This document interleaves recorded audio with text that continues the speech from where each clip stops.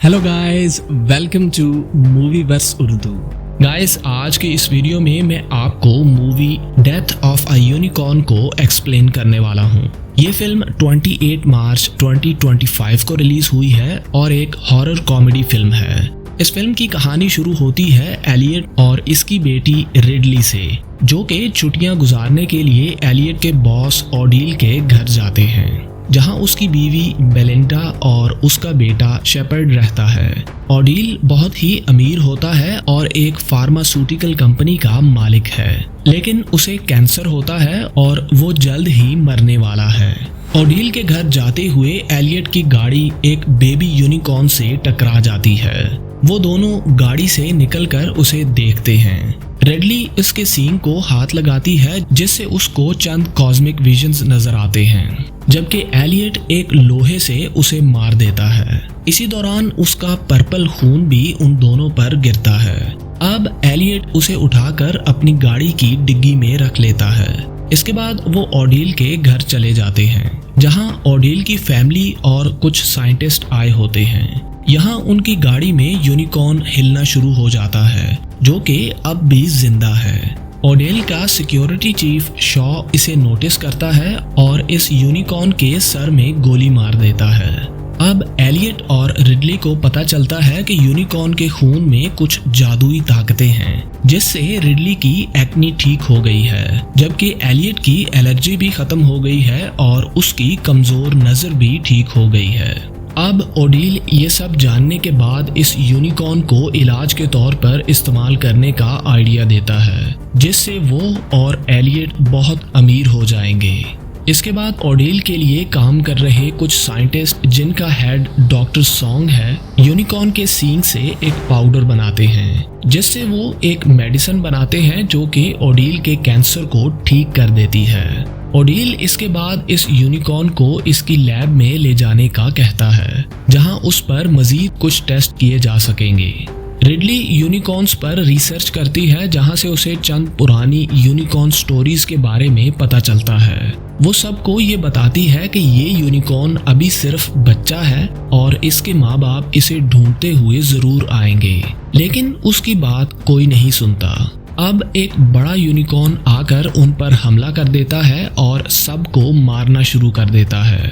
वो unicorn doctor song को भी मार देता है, लेकिन इस दौरान वो रिडली को कुछ नहीं कहता। इसके बाद वो जंगल में भाग जाता है। अब भी ओडील अपने प्लान से पीछे नहीं हटता और एलियट, शॉ और कुछ दूसरे लोगों के साथ मिलकर उसका शिकार करने के लिए जंगल में चला जाता है। दूसरी तरफ ओडील का बेटा शेपर्ड, जो कि नशा भी करता है, बेबी यूनिकॉर्न के सींग से पाउडर को नशे के तौर पर ले लेता है, जिससे उसे भी कुछ कॉस्मिक विजन्स मिलते हैं और उसे पता चलता है कि यूनिकॉर्न्स साफ दिल लोगों पर हमला नहीं करते।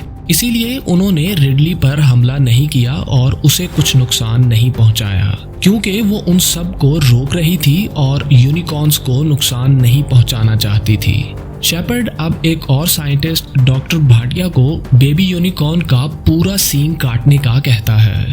अब रिडली को पता चलता है कि वो यूनिकॉर्न अब भी जिंदा है और वो अपने बाप एलियट को मैसेज करती है और उसे फौरन वापस आ जाने का कहती है। दूसरी तरफ जब ओडील और उसके साथी यूनिकॉर्न को ढूंढ लेते हैं, तो एक और बड़ा यूनिकॉर्न उन पर हमला कर देता है। ये दोनों यूनिकॉर्न्स मिलकर उन सब लोगों को मारना शुरू कर देते हैं। ओडील और शॉ भी इसी हमले के दौरान मारे जाते हैं, जबकि अब उन बचने वाले लोगों को पता चलता है कि ये उस बेबी यूनिकॉर्न के माँ बाप हैं। वो इन दोनों बड़े यूनिकॉर्न्स को उनका बच्चा वापस करने का वादा करते हैं, ताकि वो उन्हें जिंदा छोड़ दें। लेकिन जब उन बड़े यूनिकॉर्न्स को पता चलता है कि उनके बच्चे का सींग काट लिया गया है, तो वो डॉक्टर भाटिया को भी मार देते हैं। इसके बाद एक यूनिकॉर्न बचे हुए लोगों का पीछा करते हुए ओडील के घर आ जाता है, जहां वो इसकी बीवी बेलिंडा को भी मार देता है। अब एलियट बेबी यूनिकॉर्न का सींग चुरा लेता है और बड़े यूनिकॉर्न को घर से बाहर लाने की कोशिश करता है, ताकि रिडली वहां से बचकर निकल सके। अगले दिन शेपर्ड रिडली को इस्तेमाल करके फिर से यूनिकॉर्न्स को पकड़ने की कोशिश करता है, क्योंकि रिडली एक नेकदिल इंसान है और यूनिकॉर्न्स उसे कुछ नहीं कहते। शेपर्ड एक तीर से रिडली को निशाने पर रख लेता है। अब दोनों यूनिकॉर्न्स आते हैं और रिडली के पास जमीन पर बैठ जाते हैं, लेकिन उसी वक्त एलियट शेपर्ड पर बेबी यूनिकॉर्न के सींग से हमला कर देता है, क्योंकि अब वो अपना इरादा बदल देता है और यूनिकॉर्न्स को नुकसान नहीं पहुंचाना चाहता। शेपर्ड जवाब में उस पर तीर से हमला कर देता है और एलियट मर जाता है, जबकि एक यूनिकॉर्न शेपर्ड को भी मार देता है। इसके बाद वो दोनों यूनिकॉर्न्स अपने जादू से अपने मरे हुए बच्चे और एलियट को दोबारा जिंदा कर देते हैं, क्योंकि एलियट ने अपना इरादा बदल दिया था और शेपर्ड को यूनिकॉर्न्स को पकड़ने से रोकने की कोशिश की थी। अब वो तीनों यूनिकॉर्न्स वहां से चले जाते हैं। इसी दौरान ओडील का बटलर, जो कि वहां से भाग गया था, पुलिस को वापस ले आता है, जो कि सब लोगों को मरा हुआ देखकर रिडली और एलियट को उनका कातिल समझती है और वहां से गिरफ्तार कर लेती है। इसके बाद जब उन्हें जेल ले जाया जा रहा होता है तो वो देखते हैं कि 3 यूनिकॉर्न्स वहां पर आ रहे हैं, जो कि इनको आजाद करवाने के लिए पुलिस की गाड़ी से टकरा जाते हैं। यहीं पर यह फिल्म खत्म हो जाती है।